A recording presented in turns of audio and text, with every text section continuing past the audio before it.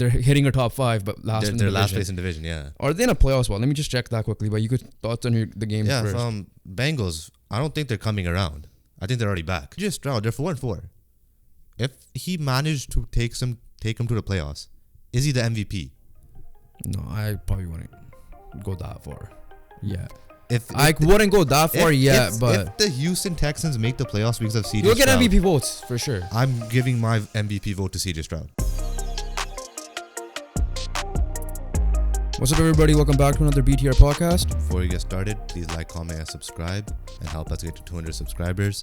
We're just right there. All right, let's just try to get this done as soon as possible. Then we'll stop asking. Yeah, exactly. Then we'll probably ask for 300, but we will stop asking for 200. That's for sure. Yeah, well, 300 is a while away. 200, we're so close. That's why. Also, just follow our Instagram, TikTok, Twitter. Mainly because clips will be on there. Again, we will try to film some challenges this week and try to drop them out. The blind rankings, draft videos.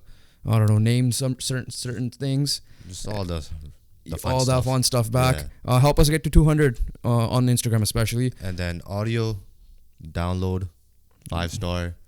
Checked out the YouTube as well, so like you can subscribe. Yeah. Thank you for the audio supporters out there. And I should check the numbers for that soon. but yeah, it's been a while since I checked too. Yeah. So shout out to the audio. Shout out to Brussels. Subscribe. So get our Belgium analytics up for that.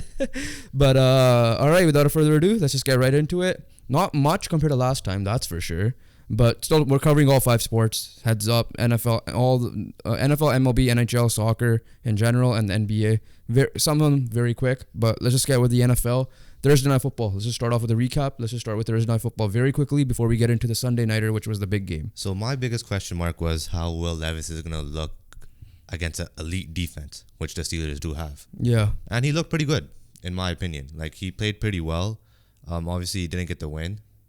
Steelers edged out the win, like how they always do in the season. And their defense made enough plays for their offense to capitalize. And then Deontay Johnson played well. George Pickens did not. And Kenny Pickett did enough, I guess, with Matt Canada, whose first time ever was on the field calling plays. Oh, actually? Yeah, first time ever. So I guess that might help. Fun fact, CJ Stroud has more touchdowns. We'll get to CJ Stroud in a second. But fun fact, he has more touchdowns passes than Kenny Pickett in 13 fewer games already. Like career? Yeah. Oh, wow. That's mad. But then again, to be fair, Kenny Pickett didn't start right away, but at the same time, CJ Stroud's like 9 games in or 8 games in, whatever it is right now. But Will Levis was fine. 262 yards, 22 over 39. Threw a bad pick late, but it was late. Yeah, at the end of the day, like he has to force something. You have to force it, right? Like you have to get something. There's nothing much to say. The Steelers are somehow, like I said, they're gonna find a way to be 500, and that's exactly what they're doing. And like with tiebreakers and stuff, they're not even last in the division because everybody's like 5-3, and the Ravens are 6-2. Yeah. So speaking of the 5-3 teams, Cincinnati Bengals Sunday Night Football beat the Buffalo Bills, and they're coming around. And the other key thing with that is they're last in their division, but in our power ranking, your power ranking last week, you guys will find out after Monday Night Football, which I don't think will affect our power rankings, to be honest, will be, they're hitting our top 5, but last in the division. Last place in division, yeah. Are they in a playoff spot? Let me just check that quickly, but you could thoughts on the game first. Yeah, from Bengals, I don't think they're coming around. I think they're already back. Yeah, they're in a wild card. They're the third wild card too. Like, you know how the people are saying Bengals are coming around. I don't think they're coming around because I think they're already back. Yeah. And the bye week helps with Joe Burrow's out, obviously. But no, they're playing good football. Joe Burrow had 300 yards. To be fair to the Bills, they were decently fine offensively. Just made a couple mistakes. Which is Dalton Kincaid fumble, a Josh Allen interception in the first half. I think in the second quarter. But yeah, no, if you're looking at Bengals, T. Higgins finally played good. Yeah. Which is a big boost to their offense. Obviously, Jamar Chase is Jamar Chase. But another thing was that caught a lot of people off their little bit guard, especially the commentators as well, with that tight end production, right? All 3, I think, Irv Smith Jr., Drew Sample, and I think there was one more. Forgot his name already. But they had a very good production. I think they had like 10 receptions between the 3, a touchdown. So people were saying the Bengals should have gone for a tight end in the deadline. Tanner Hudson, yeah. Between them, Tanner Hudson 4 for 45 yards. Sample 3 for 30 yards, and Smith 3 for 26 yards. The touchdowns were the tight ends, not Hudson, but the other two got it. And The thoughts on the Bengals? Thoughts on the Bengals? Yeah, they're definitely now. This is the team we expected. Obviously, last year they had a slow start, but they figured it out by week 3. This one they figured it out by what weeks? I would say last week. Week 6. Week 6. Because some of the wins are like Arizona, so you could take it by a grain of salt, right? But yeah, I think even though they're last in the division, I still won't be surprised if they somehow finish behind Cleveland. I'll be surprised if they finish behind Pittsburgh, because Cleveland, in general, their defense is insane. And the big question mark there is Deshaun Watson. So we'll see how his injury plays out mainly. But my question about the Bills, you know how we always say, like, there's always time to turn things around in their person's career? Like, is this who he is, right? So, for example, the Jays the last season, was like, we're all hoping for a turnaround in the offense, but it was like, for that year, it was like, that's who they are for the year. Is Josh Allen at this point, we officially can consider the turnovers, there will at least be one by him, and that's who he is now. Yeah. It's been a long enough sample size too. There's good and there's the bad, right? Yeah. And then with Josh Allen, that's what his story of his, especially this season, is for sure, because I think his 9th interception thrown in 9 weeks. Last year too he led. So yeah, last year too he led. But yeah, I think I don't know. I think he played well today. I'll be honest with you. Obviously, he struggled in the first half, but like in the second half, they moved it well, in my opinion. He didn't throw a pick in the second half. It was a Dalton Kincaid fumble, which kind of ruined things for him. I just don't know, because like it's just so like up and down for him. Like, we don't know what Josh Allen we're gonna get, and obviously most of the time, I think you could agree with this. Most of the time most of the game, we get a good Josh Allen. Yeah, no, for sure. It's not like Josh Allen's playing bad. It's that Josh Allen's making 1 or 2 mistakes. The 5-4 record is weird, right? Like, their losses against Week 1 Jets, kind of an inexcusable. That was on Josh Allen, yeah. The Jaguars, I get it. You traveled, but still, like, that's a game you should win. Not saying the Jaguars are easy. I'm saying that they're the favorites. To be fair, sometimes we don't give Buffalo a little bit of slack, because their defense is beat up, bro. Yeah. Matt Milano's injured. The guy that replaced Matt Milano got injured today. Yeah. In the Bernard. Matt Milano aside, their secondary is like the same conversation we have with Kawhi and AD. At this point, they're injury prone, right? Like, yeah, we can't control it. Like, I've always said that, like, with injuries, yeah, you have to take it to a certain extent, but like with those guys, it's the same thing as Kawhi and AD and PG and all these guys, right? In basketball, in whatever sport, like, in football, there's a guy too. I forget who it is. But yeah, it's part of it now at this point. Like, it's been year after year. So either their safety's injured or their corner's injured. Yeah, for the year. Last couple of years, and now throw in Matt Milano, right? So, but yeah, like, in their loss, like the Patriots, right? The Bengals, like, their only big win was the Dolphins. Realistically, right? Like, against a good team. Because the Raiders, we already knew what a mess Josh McDaniels was. Commanders, they're up and down. But like, compared to the most of the time, they destroyed them. Most of the time down. Dolphins was their only big win. They lose to the Jags. They barely beat the Giants. They lose to the Pats. They barely beat the Bucks, and now they lost to a Bengal. So they only had one definitive win, and that honestly speaks more about the Dolphins, because we'll talk about Miami in a second as well, because Miami doesn't have any winning record wins against the teams against winning records as well, right? So at this point, yeah, like, we'll get the good with Josh Allen, but we'll get one bad with the Josh Allen, and you're right. And he's your leading rusher again. And we talked Nick Shook. You talked about it with Nick Shook when he was on. There's issues around him too, right? He's not the issue. Yeah, like, the run game is an issue. The O-line is an issue because for the run game, and he's running for his life. He has a beat up shoulder. Yeah, right. Last year hindered him and is hindering him a little bit this year, right? So if you look at all that facts, right, like, at the end of the day, the person to blame, like, if you're gonna pick one person, it's gonna be Josh Allen. He's the quarterback. He's a leader. Yeah, and he has to take the blame, right? But at the same time, he's not getting enough help from his run game and his O-line to at this point produce at the high level. At this point, you probably got to get rid of a new O-line coach, because look at Indy when they got a new O-line coach. It's a similar O-line, right? And we'll cap that there pretty much. But the concerning though, 5-4 record at this point is not what you expect to be 500. And I understand they have a tough division, and they're playing tough teams in the AFC, but I expected them to be in the Super Bowl, right? You expected them to be probably in the AFC Championship game, maybe playoff for sure. Yeah. Like right now they're out. They're out of the playoff spot, right? Because like the teams like I mentioned are like Cleveland's ahead of them. Cincy is ahead of them, and who the top wild card spot is Pittsburgh, I think. Yeah, so it's literally the AFC North and the rest of the division winners. I still do believe they'll make the playoffs. Oh, for sure, but they got to figure certain things out though. I don't know how much is on Ken Dorsey or what the case is, but yeah. Moving on, I mentioned Miami, so let's go to the Frankfurt game. First ever NFL game held in Frankfurt. I caught about this last quarter of this game because I ain't getting up at 6:30 after the week. After the week we had. I caught the second half. Yeah. 21-14 Chiefs. 21-0 up Chiefs though. So this isn't like it was an easy game for the Chiefs. But Tyreek Hill first time playing his team, right? If I'm not mistaken. Yeah, first time playing his team. And he fumbled. Key fumble. Yeah, pretty much that was the difference maker. Yeah. And 21-14 Miami beat up on all the bad teams, and lost to all the good teams they've played. So it was basically the game went like KC was good first half, Miami was good second half offensively. Defensively, KC, honestly, like because Spag was cooking. Spag's like I heard I forgot Teddy Bruschi when they were doing the morning football. NFL countdown. Yeah, NFL countdown on ESPN. There's like I don't even think about this either, that the Chiefs fans should be worried about what's gonna happen to Spags. Yeah. Head coaching job. The fact that he never got any, I don't know if he got any interviews. He's been a head coach before. Yeah, I'm saying.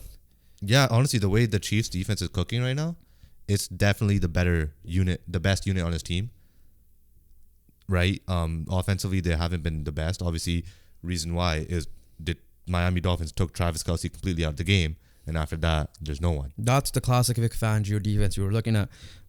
Travis Kelce, to pass Tony Gonzalez, he passed Tony Gonzalez on the Chiefs' all-time receiving yards, and he only had 14 yards today. Yeah, so I'm not gonna say it, but we were all, the whole Taylor Swift thing.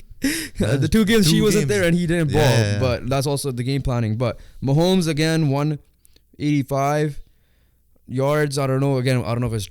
I'm not saying travel is a thing because both teams had it, but it's not like Tua performed well either. Mahomes, like looking by the numbers, there was a lot of like short complete. He didn't take many deep shots. Yeah. Right. And again, Chiefs, you guys should have gotten a receiver, then, man. Looking at like what they did in the second half, I was like, this team usually finds a way to like kill the game off. Yeah. And they did not do that. They genuinely allowed Miami to like try to win this game. But, yeah, like Trent McDuffie had a game, and then but yeah, the Chiefs. I don't know, man. This NFL season's been on drugs. That's like every week we say something changes, right? Like the Bills are not going to be in our top 5 rankings this week. Right, we'll just disclose that right now. I think they play the Jets and watch them like pop off against the Jets next week. I don't know, but I do want to talk about. We'll talk about that in a second. But the one game I do want to bring up before we talk about Philly, Joshua Dobbs. Honestly, like we wrote him off this year. They were 0-3 to start. You're talking about the Vikings. I'm talking about Josh Dobbs in general. I was like, yo, this guy's not going to win a game for the Cardinals. He won a game. Been competitive in almost every game for the Cardinals. At least in the first half. Exactly. And then gets traded to the Vikings, right, on a Tuesday. And then Jaren Hall, starter, gets injured.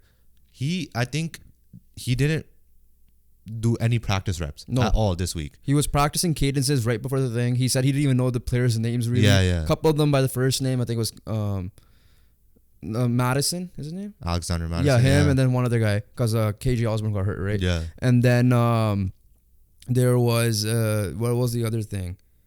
Yeah, they were like helping him with the plays because like the wording and everything is not there. So like the coach Kevin O'Connell and whatever, they're just telling him this is how you do it, blah blah blah. And then it was just like playing like how we play street football. Just get the ball and run and find just the spot. Do something, and right? then just use your legs. If you, good thing is he could run. He wasn't Phillip Rivers. Yeah, that's the big thing, right? Like then he would have been screwed because he got a rushing touchdown, and then he got a rushing yards to extend plays, and then it's hey. Sometimes the best thing might be for 1 week only though. 1 week is just run around and figure something out and just throw the ball.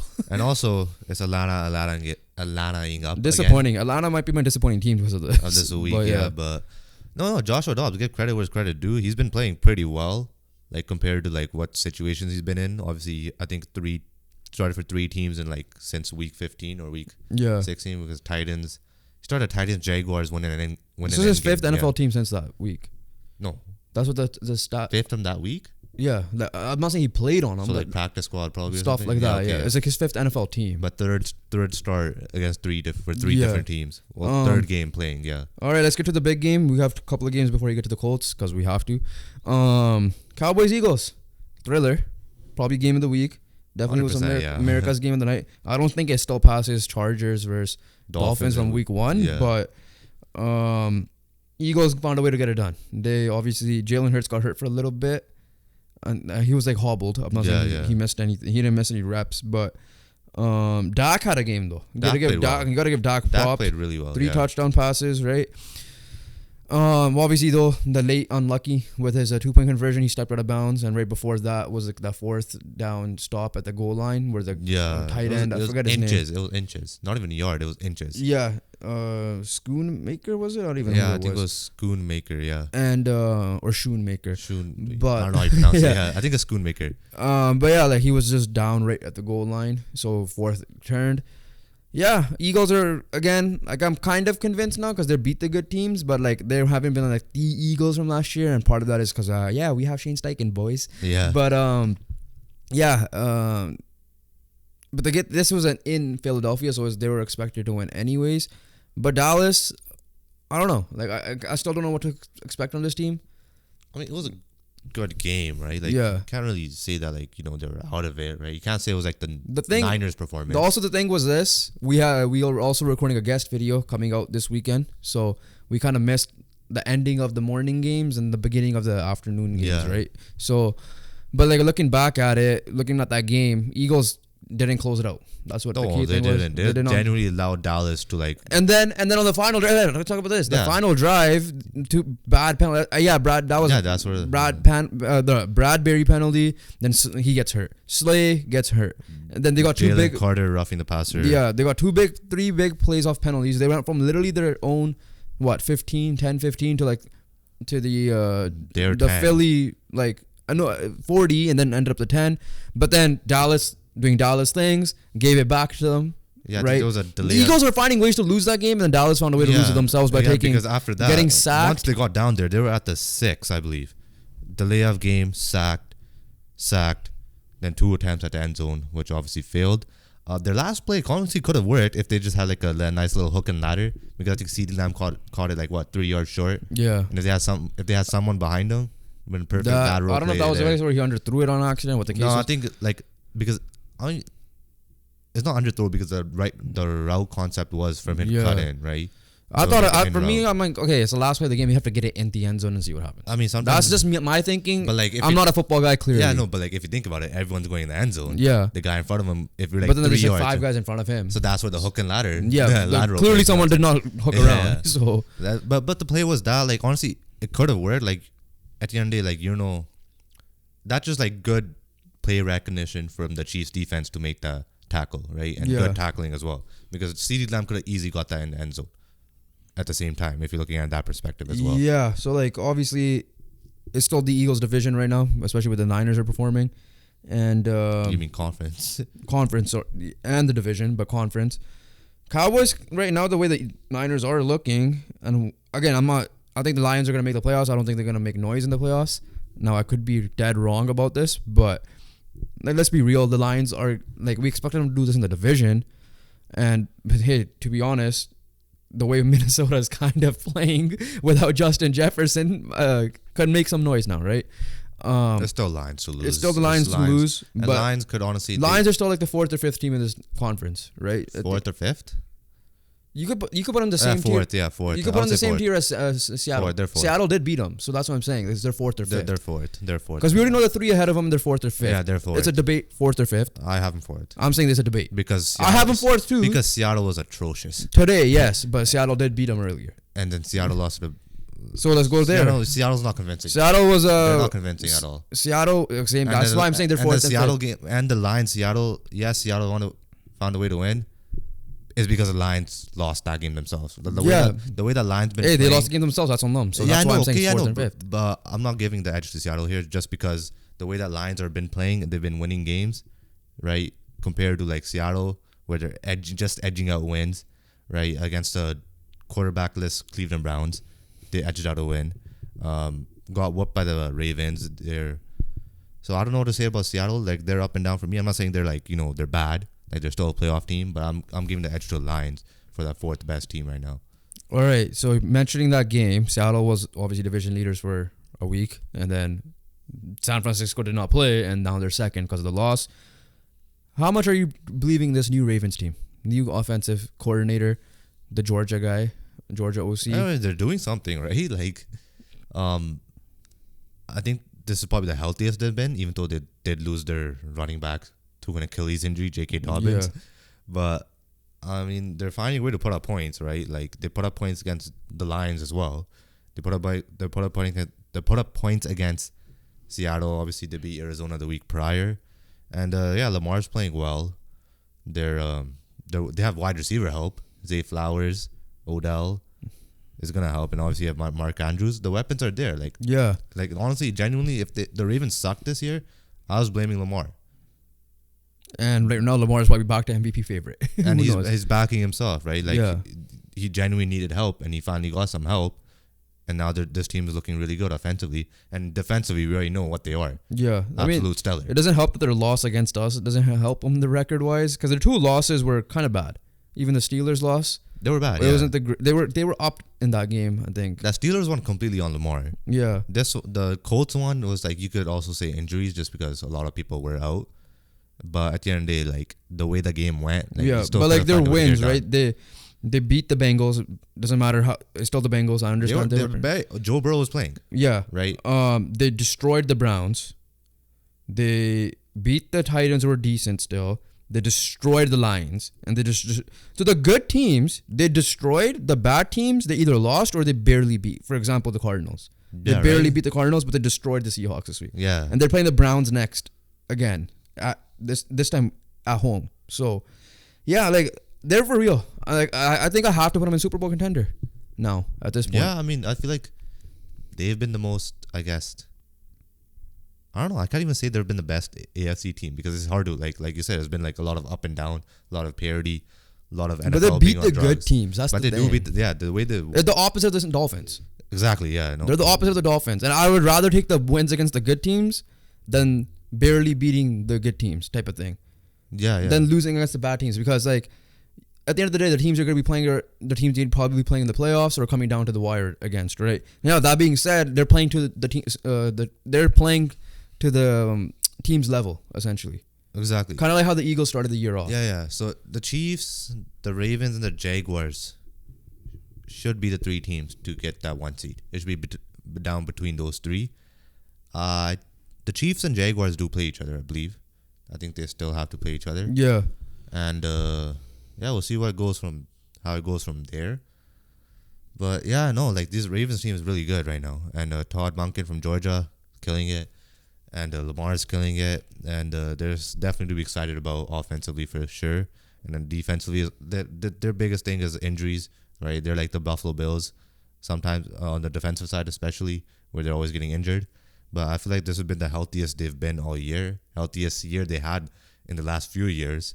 And they're definitely showing that. Okay, I was going to say, I said two more teams. Now it's two more teams because I kind of looked at this. We have to talk about the Raiders. First game without Josh McDaniels. These guys destroy the Giants. Now, get well soon, Daniel Jones. It is looking like it's a torn ACL, which sucks. That sucks. Yes, I'm not going to talk about his struggles or anything. It's just the guy's health matters first, and I was hoping he could prove it now that he was the number one guy again. Unfortunately, not the case. The way, you could tell it was something because he took the snap and then just as soon as he planted it, it just collapsed. It's not. And his injury was neck right before, so it wasn't even it was coming back. So it wasn't anything. Yeah, so it sucks.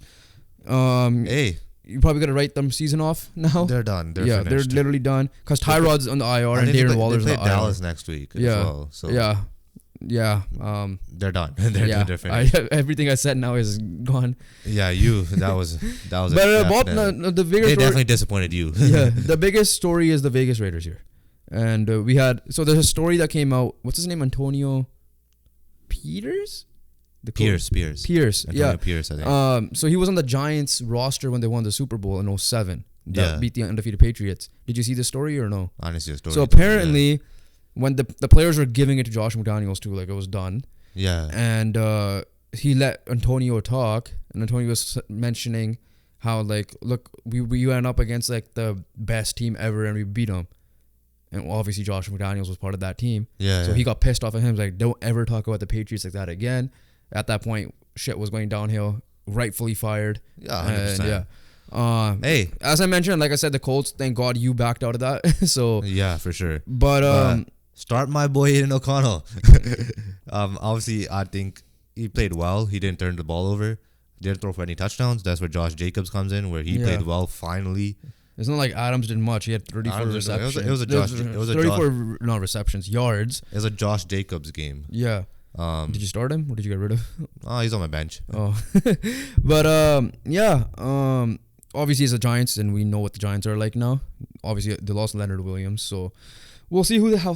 Let's see if this is not just another Jeff Saturday moment, and Yeah, we'll see what happens. Yeah, or is this a Arista Versace but I moment? know, keep starting Aiden O'Connell. Try to They're get, 4-5 still. yeah, we'll So see what happens. they have there. a punch. They're in right there. But Jimmy G's not the answer. Yeah. Right? Like clearly, like he's one of the leaders in interception. It was funny because when they did this, Jimmy G was obviously demoted, and they wished him a happy birthday the next day. Yeah. It was hilarious. All right, last team before we get to the Colts, very quickly, we gotta talk about this, man. Offensive Rookie of the Year is locked. It's locked. Well, he might be the rookie of the decade.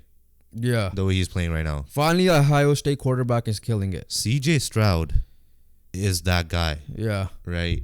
To the point where like, not even barely half a season in, people are already looking at the Panthers for making the wrong pick.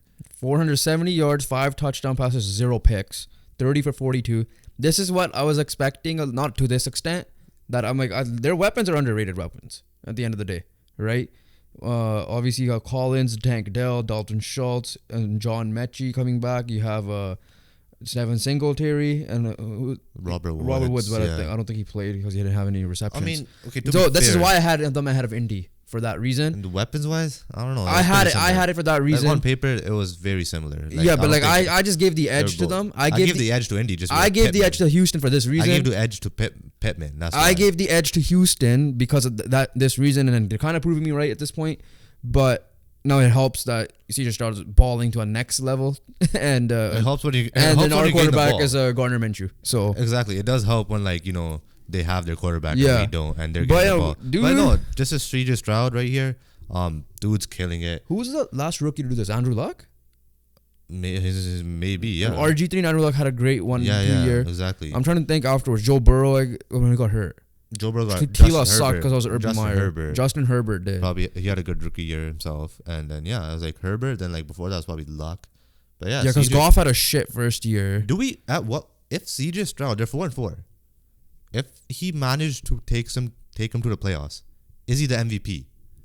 No, I probably wouldn't go that far. Yeah. If I wouldn't go that far yet, but if the Houston Texans make the playoffs because of CJ you'll get Stroud, MVP votes for sure. I'm giving my MVP vote to CJ Stroud. Like full on, he's MVP for you. The team that's I don't know how updated this is, but his passing yards are 1,800 right now. I don't know. Again, I'm not sure how updated if this it's is. updated, yeah, Because Tua's at 2,400, yeah, right? because I still give edge to the guys ahead of him in this. but we don't know who. There's no clear cut winner right now, right? Like, there's genuine question mark to the fact that Joe Burrow could win it after being so bad in the beginning. Yeah, no, for sure. He's not gonna win the division. I'm gonna say that much. Yeah, division's too far. So I don't think he's gonna get it. But to be fair, Jaguars have a couple tough games coming, and the Texans already beat the Jaguars once. Hey, if we have Nick If the Texans sweep the Jaguars, they might have a chance. if we get Nick Shuck again somehow, or not somehow, we might actually get him. Yeah, You could ask him then. Let's see what he 100%, thinks. But I think he deserves consideration for votes, but I don't think he'll get it. I don't think he'll get it. I'm saying if they make the playoffs, Because I'm not saying I'm genuinely saying like that's the big F. Because you could still give it to Hurts. You could still give it to Lamar. You could still give it to now Burrow's in the mix. Mahomes is up and down, right? I wonder what Nick Shook thinks about his Mahomes pick now. But at the time, like Josh Allen is random. It's random, yeah. So, yeah, you're right. It's going to be random because like Brock Purdy fell off too, right? So, Yeah, dude, like I genuinely don't know what quarterback went like this extreme in their rookie year, especially a top pick mainly. Like, no one thought Justin Herbert was gonna be this either. Yeah, right? yeah. But Justin Herbert obviously popped off. I'm trying to think who was after. T-Law struggled. Kyler was decent, but There's his no one. team It was was Herbert bad. and Luck. Yeah, That's like and RG3 to this level. But like, to that level. like Luck took Yeah. took the team to the playoffs Yeah. as well. So honestly, you're like with how genuine there's a genuine question mark for MVP. If the Houston Texans are in the playoffs, obviously huge credit goes to D'Amico Ryans. Oh, he gets head coach of the year. He should get head coach of the year, and then CJ Stroud, honestly, should be in my opinion top 3 in MVP. Yeah, depends. Like we have to see how the others play too. Exactly. I'm saying it's a You're big saying if. top 3, like if he makes the I'm playoffs. saying it's a big if, right? Yeah. No, but you're saying if he makes the playoffs. If they make the playoffs, it's gonna be because of him. Even after Yeah. the 7th seed, you're right. Like they just squeak in. You're gonna give him top 3 for sure. Yeah, but he's gonna have to play like no, not like yeah, this. assuming He's he gonna have to plays play like this, assuming like every week. this is his trajectory still. Yeah. I'm not saying he's okay. If he's playing like today, that's a different story. Or like I'm a little saying, bit less than I'm just that, saying like yeah. his trajectory. That's my bold prediction. His average of what he's done so far. It's your bold prediction, but I'm saying if they're a 7th seed, he ain't getting top 3. I'll tell you that right now. It's still gonna be the guys ahead of him for sure. We'll see. For MVP because it's a whole We'll see. league thing. It's a whole league thing. Yeah. He ain't gonna get top 3. He's definitely locked for rookie of the year, unless he gets, God forbid, knock on wood, he gets injured or anything, right? He ain't getting top. He ain't getting top 3. The only way he gets no, shut up. The only way he gets it is if he wins the division. Don't tell me shut up because The only way he gets it if he wins the division. Nah, if he makes the playoff, he He should be in the ain't. conference. What guy will win? Like what guy's gonna be top 3 MVP for that? Huh? A guy that's supposed to take a projected 4 and 13. They don't do Houston that though. Texans They ain't team, gonna look at that. right, and make the playoffs because of him. That's my projection. I'm not saying it's gonna happen, and I'm not saying You're saying that that's what you wish will happen, but I'm saying that ain't gonna happen. yeah. So like, let me do my bold prediction. Okay, that's your bold prediction. Yeah. How much do you believe in that though? Let's just hypothetically. I believe in Stroud's ability. I don't believe in the team making the playoffs. No, hypothetically, let's say everything you said is right, and your bold prediction is top 3. Now, when the actual voting and the results come out, do you believe he'll be top 3? Is my question to you. Let's just say they squeak into the playoffs as a 7th seed. I'm going to say that because I'm still giving Jacksonville the edge for the division. Yeah, okay. It's your bold prediction. That's what you want to happen. I agree with you on that aspect. I'm not disagreeing with you on your argument. Let me finish. Yeah. I'm not disagreeing with you on your argument of coming, he should be top 3. I 100% agree with you that. I'm saying the actual result, he won't be top 3. That's what I'm saying. You're looking at actuality, but like obviously You're dreaming. I'm not dreaming, right? I'm looking at the game, right? Because at the end of the day, the NFL have their script writers for awards, right? They have their biased picks because it's true. If CJ Stroud pulls this off, do you? If he wins the division, I 100% agree with it. He'll be top 3. Do you genuinely think like he should be in the? Oh yeah, I agree with that. Yeah, that's what I'm He trying should to be in say. consideration. I still might not have him top 3 personally. We'll see top 3. because I gotta see how Joe Burrow does, and I still gotta see. Yeah, Joe, okay. But if Joe Burrow is Like, doing obviously, but yeah. if Joe Burrow, okay, let's just say this. Let's say Jalen Hurts is on the same trajectory going up. Joe Burrow is in the same trajectory going up, and there's another guy going in the same trajectory up. CJ Stroud will automatically fall down. He'll automatically go. Lamar Jackson. Sorry. That's also a reason why I'm making the poll prediction because it's been so fucked up of a season. Yeah. That like we can't even project them going up. Fair. That's the thing. That's why I'm making the. If it was like last year where like Mahomes was lock, I wasn't gonna say that shit. Yeah.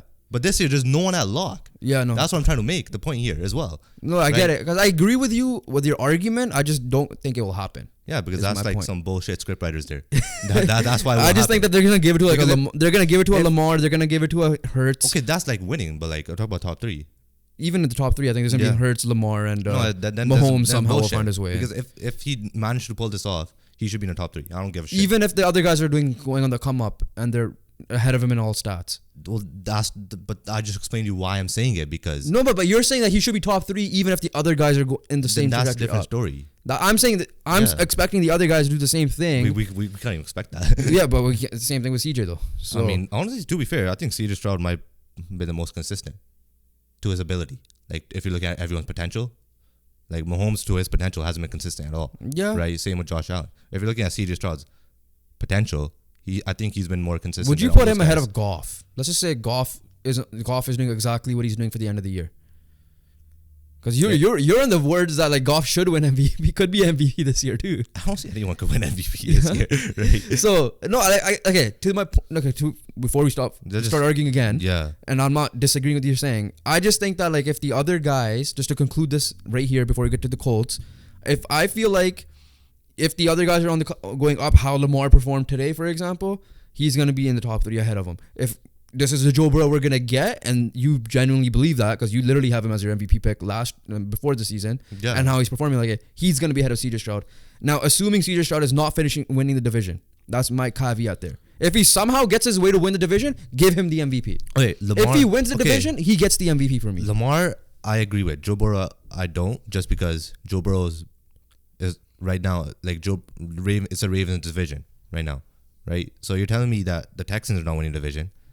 The Bengals might not win the division. Yeah. They're in the same boat. And Joe Burrow, you could argue that CJ Stroud has been better than Burrow up to this point. Joe Burrow was more of a household name. That's why I'm saying it. So then that's going to be a name thing. That's not a performance thing, right? Lamar, I 100% agree with. I think, honestly, if that's the case, I think Lamar is winning it. If that's the case. Yeah. Or Hurts. Yeah. Right now, if I were to put my vote in right now, I think is one from each side is Lamar and Hurts. So you think it's between they're the top 2 right now.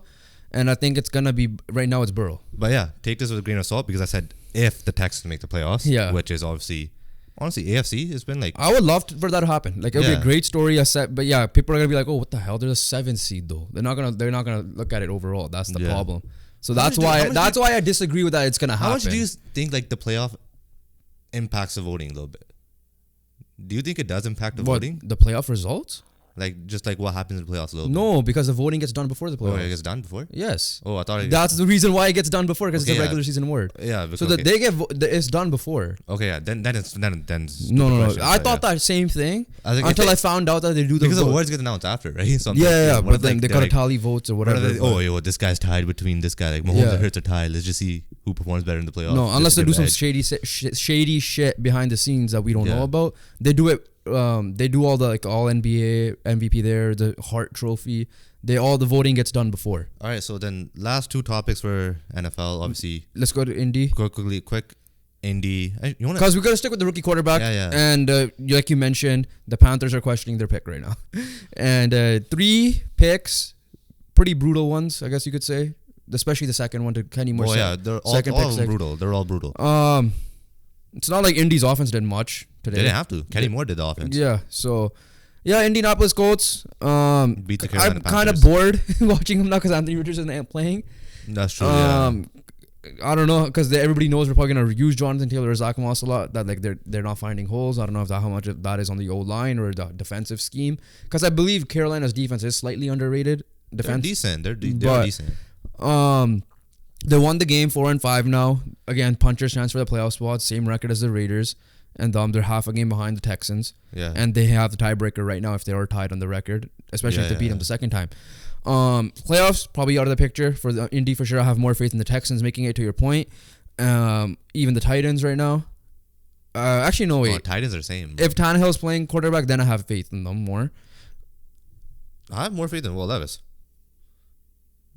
I have more faith than Will Levis and Tannehill this year. Wait, so who do you think... Okay, so Texans or Titans more likely to make the playoffs? Texans or Titans? Yeah. I'm going with Texans. Actually? Yeah. Okay, I think they're even, but I still think D-Hop and Derrick Henry are enough to do it, especially if Will Levis is going to play like this, if he is the guy. Like, the Houston Texans are winning the games because of their CJ defense Stroud. is also insane too. And their defense is good. And they're winning because of CJ Stroud. Titans win the game because something happens. It's not because of their quarterback. But Carolina, man, very disappointment. Probably not my disappointing of the year based on expectations. But I expected them to be a better team with how big their coaching staff is with Josh McCown there. Am I writing off Bryce Young? No, hell no. You gotta write off the coaching staff first. Yeah. Right. I think Frank Reich gets fired at the end of the year. They're gonna. I don't know if they're gonna want Eric Bieniemy. Is what I'm looking at. He's proven it. Yeah, he's proven it with Sam Howell. Does Frank Reich get fired at the end of the year? I think he should. I don't think he will. I think he will. Well, if he remains on 1 win, he will. If he gets 2 more wins somehow, he won't.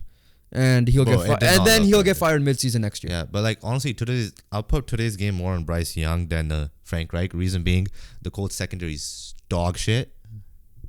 And he did that performance. Right? Yeah. You could have had like 350. You could have had the CJ Stroud performance today. Like you had like that first drive they had in the third quarter. They were going. The second drive they were going until he threw that pick. Yeah, Kenny Moore. they were going, right? And he could have had that CJ Stroud game today. Yeah. Especially against the Colts secondary, you could have had that because Derek Carr had that with the Saints last week. Yeah. Colts side of things, let's see. Next week they're in Frankfurt playing the Patriots. Easy schedule. We'll see what happens, right? Yeah, honestly, like who's their toughest game? Don't turn the ball over, Minshew. That's like genuinely don't turn the ball over. Their toughest game is the Bengals. Yeah, you got Bengals. I guess Steelers too, but like it's the Bengals. Steelers, and like Titans. And Titans will be tough just because of the division game. Yeah. But they close off with the Texans. Like that could be a playoff thing. Who knows? Like I doubt it. I doubt it though. I feel like every other team ahead of them will be ahead of them. Realistically, that whole AFC North might be ahead of them. Realistically. Right now, so you have the Jets, Bills. The standings right now? No. I'm just thinking of teams that are like wildcard contenders right now. Jets, Bills. I'll just say it right now, and the three North teams. That's 5 right there. And then I guess you got the Texans and us, and then Titans and the Chargers. I'm still putting them in there. And the Chargers. What's the Chargers record? 3-4. Ooh, they're as bad as us. But if they win tomorrow, they're 4-4. Oh, never mind. Okay, yeah. Yeah, so like I think Indy's definitely the last out of those teams. Yeah. I think Texans and Titans are probably lower on those. I think the AFC South teams are definitely the lowest. Oh yeah, 100%. Out of that, like that whole AFC North is a buzzsaw. But yeah, no, the easy schedule for Colts. If they could find a way to execute some stuff here and there. Otherwise, please get Marvin Harrison Jr. somehow. Yeah, like genuinely, there's a chance. I still have the hope. Yeah, I do have the hope still. And, I don't know. I'm kind of tired of watching Gardner Minshew play now. I am. Genuinely am. I need to see I want to see JT Cook like the Carson Wentz here. I need to see that now. That's it. If I see that, then we have a chance. If it's on Gardner Minshew, I'm sorry. I'm kind of I feel like also because he's not a starter anymore. Yeah, and I feel like also we're putting the ball in Gardner Minshew's hand a little bit too much. That's what pisses me off a little bit. But honestly, maybe design plays like the screen passes a little bit more, or design play action or whatever. But I don't know.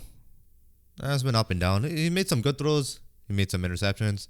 But we'll see. There's genuine. We'll look at this. We'll look at it more closer to the thing once we get the tough schedule. I still have genuine hope if we could win our next 2 games. Because the Chargers have a tough schedule. Yeah, like if we can win our next 2 games, I have genuine hope. If we beat the Patriots and whoever we play after that, I think it's Bayern and whoever we play after that, I think we have. I will have genuine hope. Yeah. All right. We mentioned the Chargers Monday Night Football. Just quick Chargers, prediction. Jets.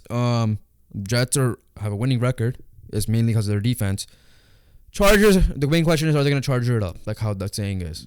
And honestly, I went with the Chargers. It's a perfect game to charger it up because the Jets' defense is that really good. And the Chargers' defense is Chargers underwhelming. Defense is not, so Zach Wilson could do enough like he's been doing the last 3 weeks. And honestly, credit to him because he's helping the team win. Right? Yeah. He's not hurting the team, and that's his job. And but I'm still going with the Chargers because I believe in this team. I'm a huge Justin Herbert fan that I have to believe in it. Now, obviously, his injury is the only concern here, and you're going against that defense. You're going against Sauce, right, and all their other guys that are really good at the back in the secondary. Yeah, Justin Herbert. And their O line hold up their D line? Yeah, Quentin Williams. Justin Herbert himself hasn't been great, right? Like it's been a pretty disappointing year for him. Yeah, but I think the Chargers might just edge it out here, just because there might be just mistakes made offensively for the Jets, right? I feel like it might happen this week. But yeah, I'm going with the Chargers. I feel like Chargers will edge it out. It's gonna be an ugly game. Yeah, it's gonna be a boring game. But we'll see. It might not be a boring game. It's not gonna be an offensive shootout. Yeah, I mean, who knows? Huh? No, maybe not a shootout, but like it might be like those weird, entertaining games that are ugly. Yeah, type of thing. Yeah, so you can put it that way. Yeah. Like it ain't gotta be no Broncos Colts from last year. Oh yeah, but like 100%. Last question though, but to close it out with Herbert, with how weird this season is. Let's just say Herbert goes on a Burrow run right now. Is he in consideration for MVP? No chance. I'm not giving him a chance. Like let's just say he goes off for the I'm not giving him a chance. I'm not giving Josh Allen a chance. So even if Herbert pops off for the rest of the year. Okay. Montez Sweat. It's getting too late. Yeah. Montez Sweat, 4 years, $98 million extension. Official with the Bears. Makes sense. You gave up a second for him.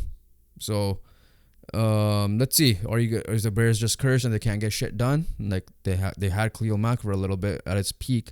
So yeah, they did. Yeah. So for a second, yeah, pretty much no other extension really happened. Chase Young will make his debut next week, and Josh Dobbs already made his debut. Josh Dobbs already had the best debut of all. All right, let's get right into NHL quick reactions, but we have a big story to start off with though, and let me just pull that up quickly. It's back to the Blackhawks.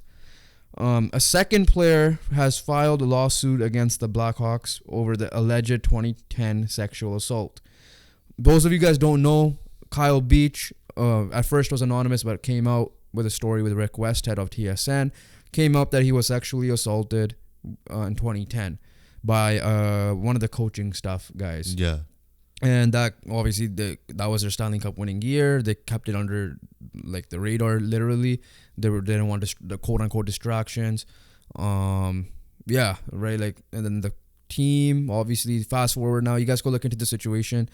That he essentially, Joel Quenneville essentially gave the coach a vote of confidence before that coach got caught with other stuff. Yeah. And leading to Joel Quenneville at this point was a Florida coach.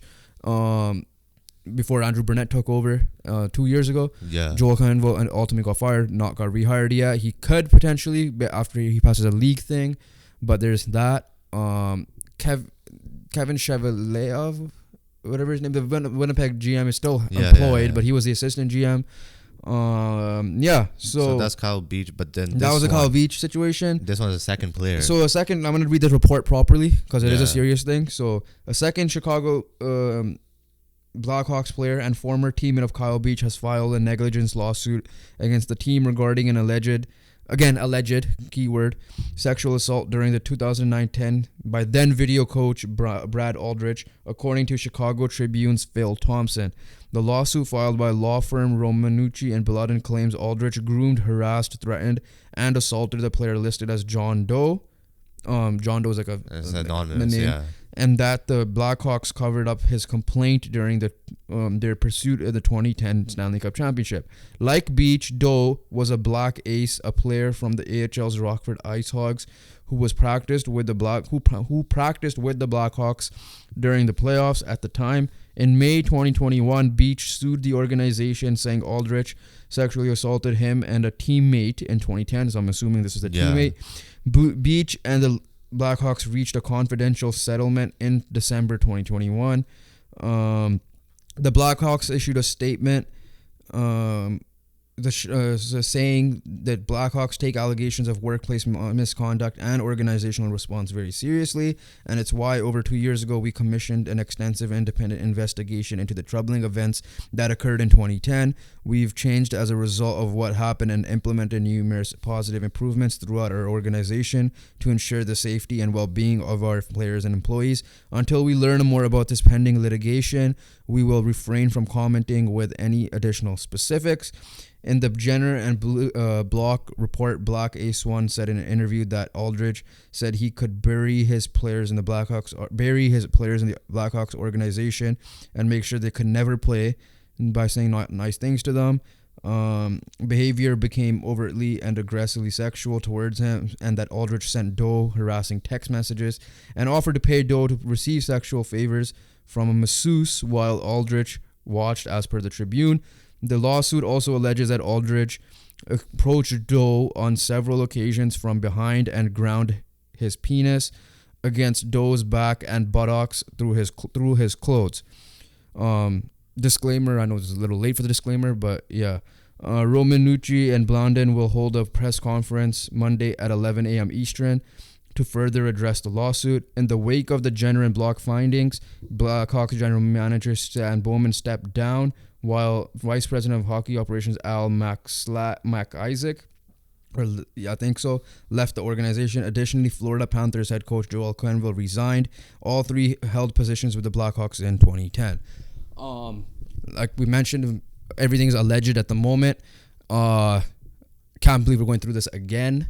Exactly. It's brutal. It's terrible. Before we bring in our other thoughts, because the thing and let you talk is, it's ridiculous, right? And the amount of time, I'm glad the courage of Kyle Beach definitely has not just this sport, but every sport, for example, Michigan State, coming out again. But it's crazy because we still have no conclusion of the Hockey Canada situation. Right? Yes. So I don't know what's going on, what the situation is. And the fact that Chicago, and I know this is what you're going to get into, so let me just address it and you can go into it, is like recently we talked about the Shane Pinto thing. We talked about the Senators losing a pick because of the whole trade thing. They lost a first round pick. I'll look into it while you talk. I don't even think Chicago got fined. I think because it was a legal thing. It was like a light fine. Like it wasn't even something massive. Compared to like it's a light fine compared to like compared to what it was, right? Like this is probably like the worst out of everything that happened, right? Yeah. With the Arizona losing their pick or like because of a legal draft workouts. Yeah. Obviously Shane Pinto and obviously the Senators trade losing the first round pick. The Chicago Blackhawks got rewarded for what they've did by getting Connor Bedard, right? That pick shouldn't have been theirs. This coming up year's pick shouldn't be here already. And then you're adding on another lawsuit potentially depending on what happens. Honestly, the picks from that Kyle Beach was 2021, right? They reached a set. 2021 was a settlement in December. But even before that, when the findings were going on. Yeah, when the findings. So maybe nothing was they reached on a settlement. So I don't know how law works. The fact that one second before disclaimer though, we don't know how the law and all this works. We're just speaking out of opinion right now. So yeah. But the opinion is punish them by getting rid of like 3 first round picks. Yeah. 4 first round picks, right? Like what is this little $500 fine probably gonna happen again? I don't even know what the fine was, but it's probably $500 worth to their franchise. Yeah. That's going to do that. And then on top of that, you win the draft lottery and get the future of hockey. Yeah. Right? They're getting away with it. It's as simple as that. Yes, they reached a settlement, right? But like the punishment, there's no harsh punishment, right? You give a shit more about betting, but when it comes to serious stuff like this, you're like, okay, I'll just give a $10,000 fine. Right? You care about people's celebrations and fine them. And when it comes to this, same thing. It's the same punishment. And then you have Shane Pinto on betting. He's not even betting on NHL games potentially, and you give him 41 games. Yeah. And trying to like ruin that guy's contract year basically, and you reward Chicago Blackhawks Connor Bedard. Yeah, I'm trying to find this. I don't know why it's not on Wikipedia, but yeah, no, it's insane, right? I don't get it. I genuinely don't. The fact that like, I guess if there's another situation and Joel Quenneville literally gave a vote of confidence to that coach, like does he get a job now even more? Like it comes back, right? Like I genuinely don't think so at this point. No. I don't. As great of a coach he is as a hockey coach, definitely not a great person, right? And if Babcock is not going to get another opportunity, and Babcock's situation was a little bit different compared to this, yeah, Joel Quenneville should not be. He should not be considered. Back. Yeah, like I genuinely don't know how much they were fined. I remember it wasn't like just $1 million or something. Like it was something like that, man. But it was nothing to what the punishment actually was. And it's not like just us two talking. Like everyone in the hockey world. Oh, dude, yeah. I think I started my work currently, and I was talking to one of my former coworkers, not because he's no longer there. Yeah, we and him were like talking about it. We're like, what the hell is this? Like, and the fact that like what pisses me off more is that I think I found some information, so let me look at it. But it annoys me more is like when I think it was like Chicago, they held like a AGM or something, and then the media asked the owner about the settlement because I think it was around that time, and the owner or whoever it was just like giving a pissed off answers like, "Why are you asking me about this?" Blah blah blah, and they made themselves even look worse even more. I remember like that. It was insane, right? It's bullshit. This is bullshit. Like how it just feels like they're getting away with it. Yeah. That's what's pissing me off, right? The NHL also imposed a $2 million fine on the Blackhawks for inadequate internal procedures and insufficient and untimely response in the handling of matters related to former head coach Brad Eldridge's appointment. So, yeah, it was just $2 million. And people got fired. A vet minimum contract, basically. Yeah, like, these owners are billionaires. Yeah, like, find them, like, what? Like, yeah, they're billionaires. I was about to say, like, 11 mil, but, like, I'm pretty sure Chicago diehard ones. I'm not gonna say the casuals because some people might not even know about the original situation. Like I'm sure Chicago fans are probably like, "What the hell?" Right? Yeah. Now there are some people that are like, "Oh, why are we bringing this up?" Blah blah blah. Like we have those delusional people. Those delusional people like, "Oh, who cares about this now?" Or like, "Oh, okay, well, why do we keep bringing this up?" Type of thing. And But a competent fan would be like, yeah, this is bullshit. Like they will understand why. There gotta be harsh punishments. Yeah. For like if this was the Canucks, I would genuinely be like, yeah, take away our picks. Yeah. Take them away. Fine us, $10 million. Take away our picks. Yeah. Genuinely, that's what this punishment should be, right? Like 3 first rounders should be. What is it called? Like what is it called? Getting rid of whatever it is called. They should not have their next 3 first round picks shouldn't have been there, right? Forfeited. That's what it's called. Yeah. Like their 3 to 4 first round picks should have been forfeited for them, right? Throw in a couple seconds and they should have been fined at least $10-15 million. So the key thing was like they met before about this and they allegedly put it under the radar. Literally, that's what happened. Like they're waiting to cause distractions, just focus on the cup run. Yeah, like I wonder if you're a Chicago fan all these years later and that happens, like what are you thinking? Like, yeah, I know you're happy you won a cup, but at the same time, like even the ones this happened in 2010, so you can't even like look at the 2012 or 2013 and 15 one and be like, can we be really proud of this? Like how it happened. I think like Patrick, whoever I think it was Taysom Kane didn't even take proper remorse. I think Brent Sopel, who's on the roster at the time, took proper remorse and stood up, and he got traded instantly or whatever the case was. Yeah. So it's like it's insane to me. Again, I'm glad that we're at a time where this is the social media age. This is a positive that where you could come out and talk about stuff. That's the big positive about social media. As much as it has its negatives, that's a whole different debate. But yeah, I wonder who this player is. Like I wonder who the player is.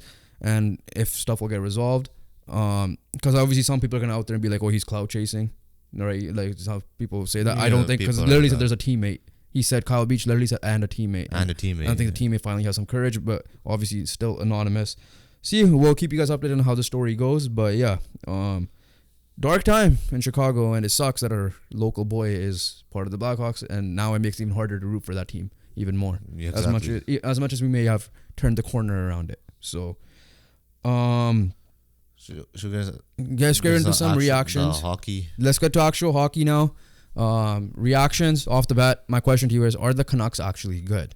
Okay, are the Canucks actually good? I don't know, right? Like they're playing good. Don't get me wrong, right? Like they're top 3 in the league. They're beating good teams or keeping competitive.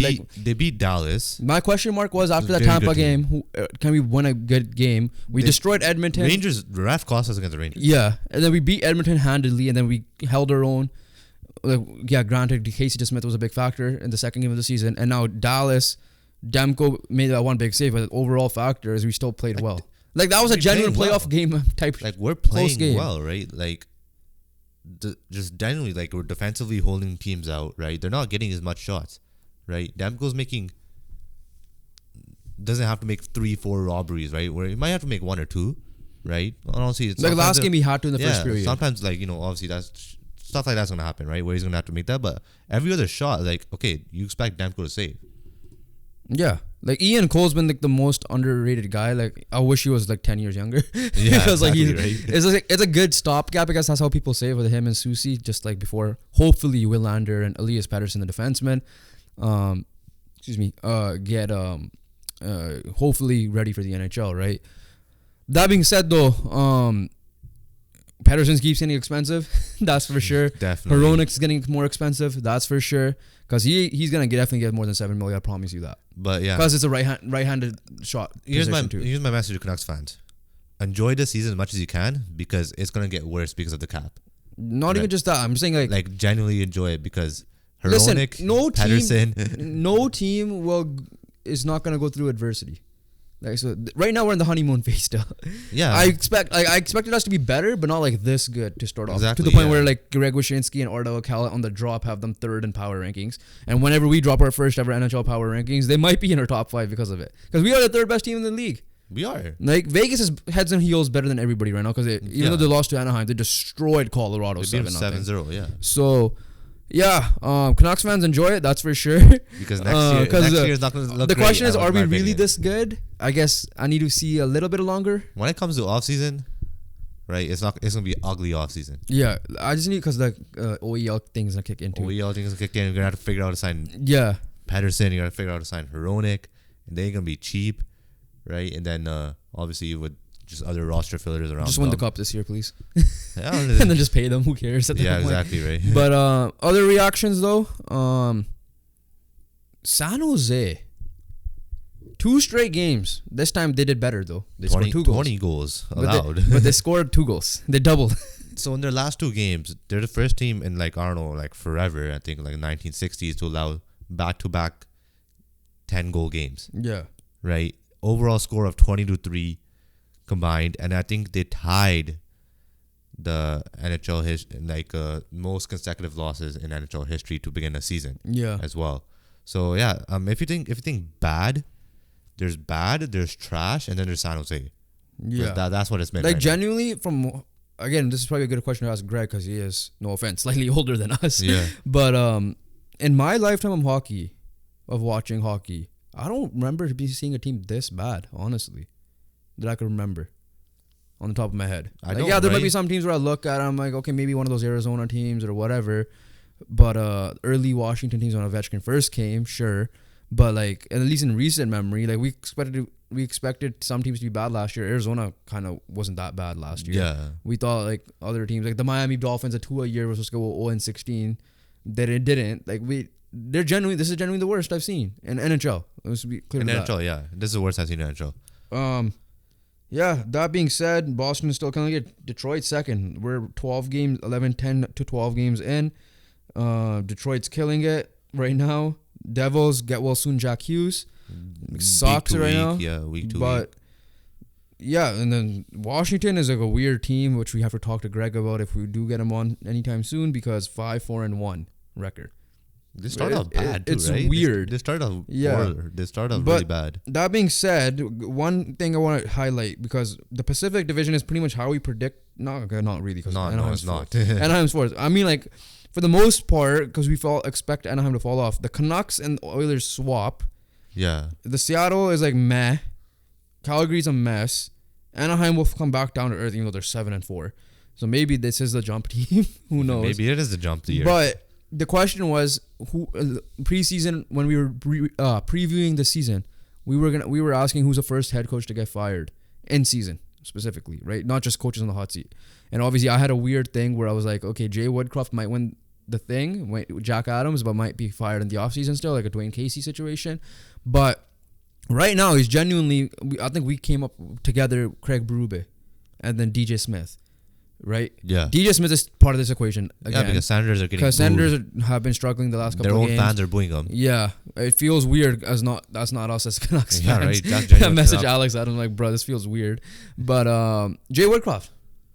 So if you were to make your bet, you have to put Jay Woodcroft in there now. It's Jay Woodcroft versus DJ Smith. Who do you think will get fired first between the two? DJ Smith.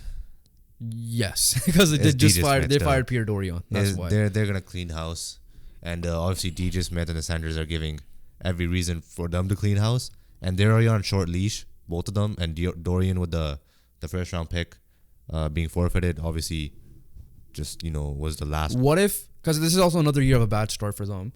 But what if Jay Woodcroft gets their ass kicked by the Canucks again on Monday? Today, I guess, when it comes. Oh yeah, out. they play again, right? Yeah. Oh, I really hope he does. I will not be surprised if Woodcroft gets fired literally after the Canucks game. I think if it's a close game and they lose, I don't think he's getting fired. But if it's another 8-1, I think he has to be gone. Yeah, I feel like they might get fired at the same time at this rate. Honestly, or how bad they've been both. I think they're both on like 1 or 2 more chances at the most, and they're gone. No, DJ Smith is more on a short leash. When did we fire Travis? It was December. Yeah. Before we got Boudreaux, and Boudreaux was January, but that's a whole different story. But yeah, I haven't seen an early let's see, except for Babcock, obviously. Well, that's a different story. But yeah, it's like generally these two are the hottest. Literally burning right now. They're on the stove sizzling. That's how hot it is. I think someone burning. I think DJ Smith's burning a little bit more. In my opinion. Yeah, because it's also the factor of the new ownership. Like I think because Steve Staios wasn't even their GM. He was after the new ownership. Yeah, so I think DJ Smith is like burning and Jay Woodcroft is like boiling. Roasting. Yeah, whatever you call it. Yeah. Okay. That being said, let's move on to. You want to go NBA straight? Just go very quickly there. Yeah, quickly. Overall NBA reactions. First thoughts. What do you think of your Raptors? Just weird. Because they're weird. Are you just like because it's Scotty? You gotta Scotty is the only bright spot. bright spot, right? Pascal hasn't been good. His trade value dropped. It's dropping. They messed up there. But OG's is still like the same. OG's been good. Schroeder's been pretty decent help there. Yeah, we're coming off a couple. Beat the Bucks somehow. Like I think we mentioned last pod, but we beat Spurs today. You lost the Trailblazers. It's weird, right? Because they're gonna be that team that's gonna be mid, right? Like, or by mid I mean like just the play-in team, the 9-10 seed, right? 7 games in, are you still like trade everybody, just build around Scotty because you've seen enough from Scotty this year? Now, hopefully this isn't like Vladdy that 1 year he popped off and it goes back down to. Yeah, but the thing is, Scotty popped off his first year as well. Right? Yeah, no, I'm just saying. Scotty had multiple. Vladdy only had 1 year. Scotty has multiple years. Like this is like I'm an all-star Scotty. He's playing like an all-star. Like he took the mantle of I'm the number 1 guy from Siakam this year. 100%. He's doing everything. So you're just like, trade everybody, get the picks, maybe sign Gary Trent Jr. because he's young enough, and go from there. What you got, Scotty, right? I think no one's getting Pirtle. I don't think there's any way you could trade Pirtle now with that contract. Depending on the cap, who knows? Yeah, Pirtle's doing fine. It's just a decent center. Yeah, no, but I don't know what his contract is for the rest of the league. I think I don't know what. No, I know what his contract is, but I'm saying compared to like a guy like Capella, for example. Yeah, I think it's just Pascal. Pascal has to be gone. Are you just like, I don't know what to feel because I know we ain't gonna do shit, but like, I know this. You're having fun watching Scotty play, and that's it. Yeah, right, and they're taking effect. But yeah, I just like I don't know what to like. I know like I was expecting this, like ups and downs and like just finishing off in mid and like have no direction. But at the same time, like, do I root for you or do I want you to tank as well? Well, we don't even know. It's not even a high draft club. Like it's not like it's not Wembanyama. Obviously Wembanyama. I know. I'm just. But it's not even like Paolo Banchero. Yeah, but I'm from what I heard. I'm just talking about like the games, right? Like it just you don't know how to feel because like they do so much stupid shit. At the same time, like how you lost to that, like how we lost to the Bulls, how we lost to the Blazers. There's some stupid plays I saw when we lost to the Sixers the second time. But then you also see a lot of good, which is Scotty, moments of Grady Dick, OG Anunoby. So you're just confused. You're a confused Raptors fan. I mean, it's a good clip of a moment for us. I'm a confused individual of my team, and like honestly, it's not even like I genuinely like I have a right to, and like Raptors fan have the right to feel this way because they're a confusing organization because they don't know where they're going. Yeah, because you're like, we don't know where they're going. Because it's like as Canucks fan, everybody thought we should rebuild, and now you're like, okay, we're killing it right now. We should but we know what the message from the front office was before the season even started, that like we're trying to make the playoffs. So as a Canucks fan and you as well, we're like, okay, let's just root for this team and see what happens, and we'll criticize after. But at the same time are like, they're trying to make the playoffs, so I got to root for the playoff spot. But at the same time, you're like, the thing so far what you've seen hasn't been. The thing is, I saw a world where the Canucks can make the playoffs. Yeah, I don't see that for the Raptors. That's the difference. Okay. Yeah, because I actually kind of did. Like I thought they were my big range team for that reason. But yeah, new coaching staff. I don't know. Pascal's usage is. But who knows? Like if Pascal's steps it up, you don't know what could happen. But okay, I guess very quickly with me, Lakers, you're not happy. I know not happy. You're not happy.